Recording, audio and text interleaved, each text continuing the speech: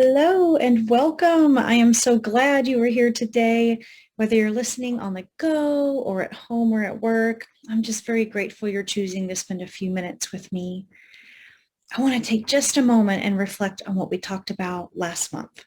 And that was all about choosing you and your joy instead of following someone else's dream and comparing yourself to them, thinking you should have done or you should be doing something different with your life. Do you remember that? You stop shooting on yourself, right? Live and love your life. So you only get one. So how are you going to live your days? And I want to expand on this a little more today.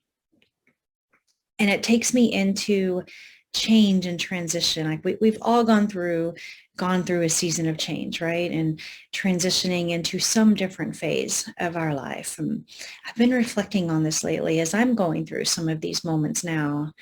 And so, life events are as difficult or stressful as you make them. Remember the power of your mindset from a few months ago, and your thoughts really do create your reality, right? Your mindset is everything. So when faced with changes in our life, like how do we react? And there's so many different ways we can experience life events. And that really got me thinking on what is the difference between change and transition? Well, when I looked at it, according to the Center for Creative Leadership, change is defined as the situations and the events that impact us. And those create the need for us to move from the way things used to be to a new way, such as maybe getting a new boss at work, or maybe moving into a working from home or studying from home environment instead of being in an office or in a school. But transition, on the other hand, is the internal psychological process of adapting to a new situation. And so that can happen slowly or it can happen quickly, but it's the process of moving successfully from the old to the new. So change creates the need for the move, but transition means we're successfully moving and we're adapting to the new way.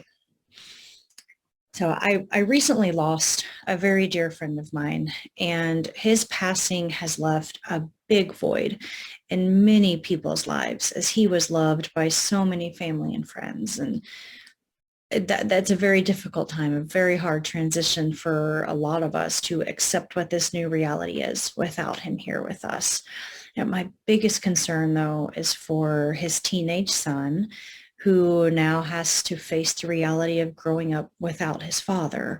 And that's going to have many special moments in his life that will be missed. And that's, my heart truly aches for him and what he's going to experience. I do know that God will protect him and will help guide him on his new journey. So that does bring me peace, but it's still hard to think about that. So losing my friend got me thinking about how we adapt to new realities and how to best cope with the big shifts like this in our lives. And now it doesn't have to be losing a loved one. It could be starting a new job or maybe retiring from a job, shifting into a caretaker role for an aging parent or a sibling, or even having a new baby. Maybe graduating high school, right? And embarking on the adulthood journey and going to college or a trade school for the very first time, like the very first time we're expected to actually be responsible for ourselves as adults. And that's big, right? These are big moments, big changes, and they're hard moments. And so just for a moment, think back to your most impactful transition and what comes to mind for you? Like anything, any big memories or, any big emotions? Does that still raise for you? As I was researching this topic, Psychology Today reported that out of all of life's events, one of the most memorable is moving out of your home.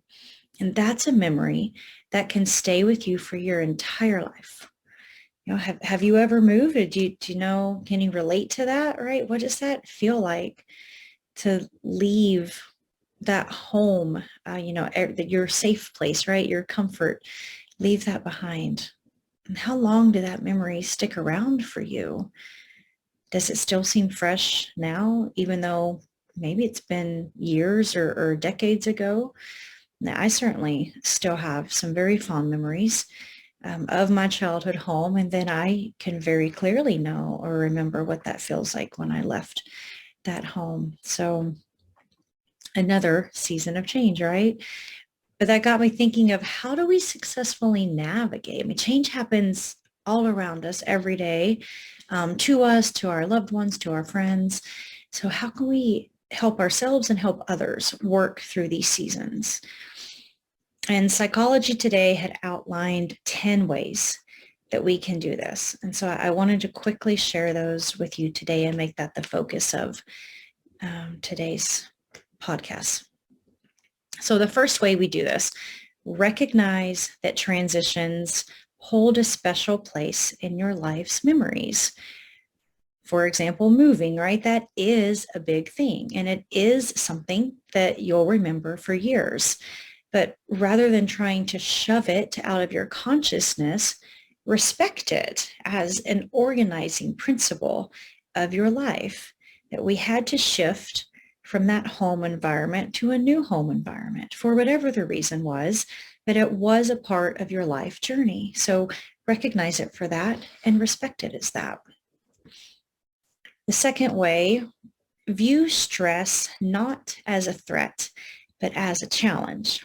Remember, you control this with your thoughts and your mindset, right? That your thoughts truly do create your reality.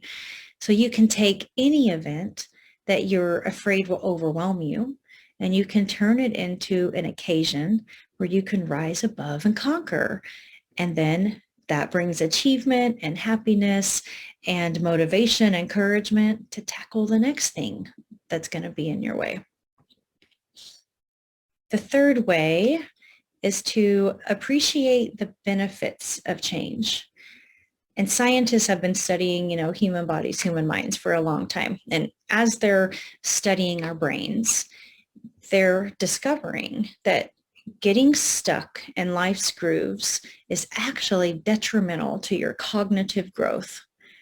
So changes in our routine actually serve as stimulation to our nervous systems, and that allows us to grow new neural pathways. So we're learning new things, we're gaining, new skills, and again, we're achieving things and we're motivating ourselves to keep going.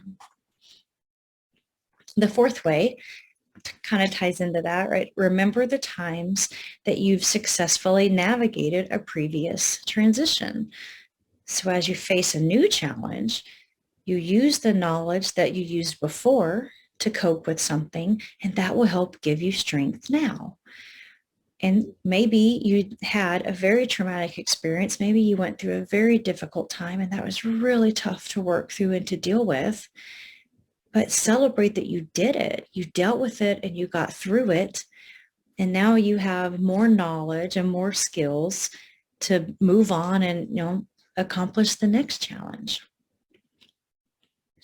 The fifth way is to turn to your support network.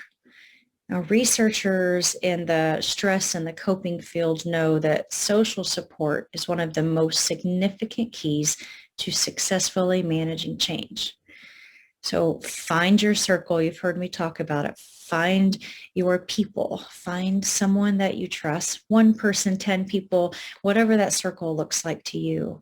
But find a network of people that you can talk to, that can listen to you, and that if you want it, that they can offer you advice.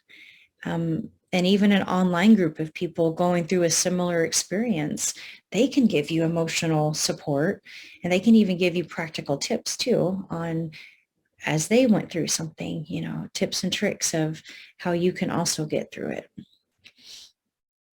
The sixth way is to prepare.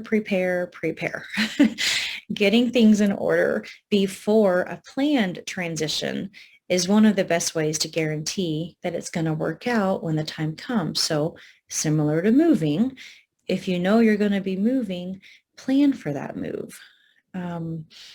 it was referenced in this article about retirement, right? And planning ahead for retirement, at least 2 years out, allows you to get through that life stage, but it at the same time helps you not to be devastated by the loss of your job role and that value and that need and whatever that piece of your life that your job filled for you. When you transition away from that, that can leave a big void, and that can be very difficult. But if you've prepared for it, it's not going to be as scary. You're going to have a plan, and you'll be more easily move through it a little more easily.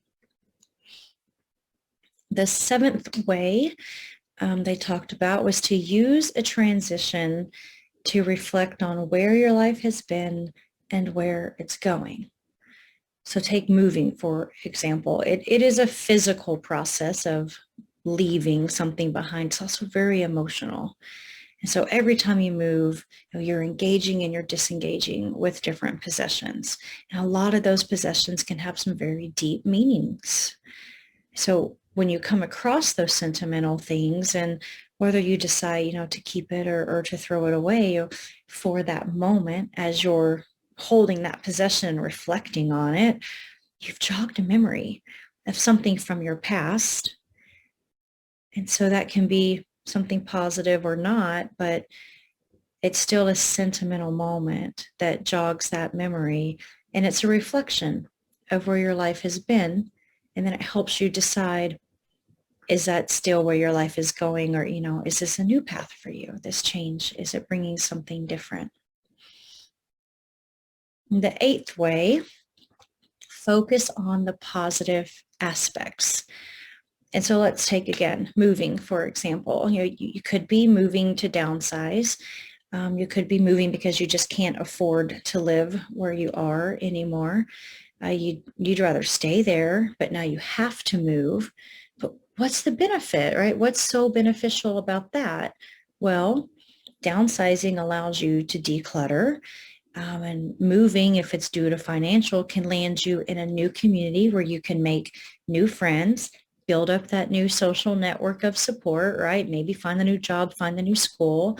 Again, allow you to expand on what your interests are and find a new happiness. So look for hopeful signs in every transition, and that's bound to make you feel better about it. The ninth way is to use role models that inspire you through the transition. Find examples of people who inspire you to navigate whatever that challenging period in your life is. And you can do this through your own circle of friends and family that you already know and that you have relationships with. And if you don't have that, there are so many trauma survivors that have given interviews that you can watch their interviews, or you can read about them. But just how did they maintain their faith and optimism? And then that can help give you reassurance that it's possible that you can also adapt to even the most stressful events that you may be dealing with. There is always hope, and there is always a way to get help. You just have to seek it. And the last way that you can navigate this is to realize that change is inherent to life. And without change, gosh, our lives would be so boring and so dull. And you may not seek change, but when it seeks you, take heart in the fact that no one's life ever stands completely still. People are going to come into your life and they're going to leave it. Material possessions will come and go. Careers are going to have different turning points, different peaks and valleys, and no one gets through life without some type of change. So when it happens, don't fight it. It's a part of life. Embrace it. So over the next month, whether you're going back to school, whether you're starting a new career, whether you're moving, whether you're expanding your family or maybe downsizing, just put these practices into place. Choose your thoughts wisely. Build yourself up and encourage yourself. Have faith over fear. Let go and let God. Trust in Him.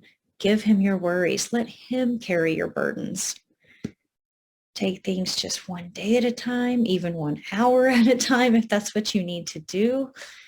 Think back to last month, those breathing techniques that we talked about. Implement your sacred 60. Just count your blessings, find your joy, and then focus on how you create that for yourself. Look at your moments that you go through. Where are your small wins? Where are your achievements? How do you get that every day? You have something good to celebrate every day. Look for it, find it, embrace that, celebrate them, and then be proud of yourself for what you've done that day. Be happy with yourself when you look in the mirror. And it's okay if you're not there yet. Life is a journey, and we are all here for a different ride of our lives. Our stories aren't the same, but we can help each other through it. So give yourself kindness, give yourself grace, give the same to others, but choose you and help yourself through these moments of change and transitions. So I'll leave you with that for today. Thank you for being here, for sharing in these conversations. Take care of yourself, and may God bless you.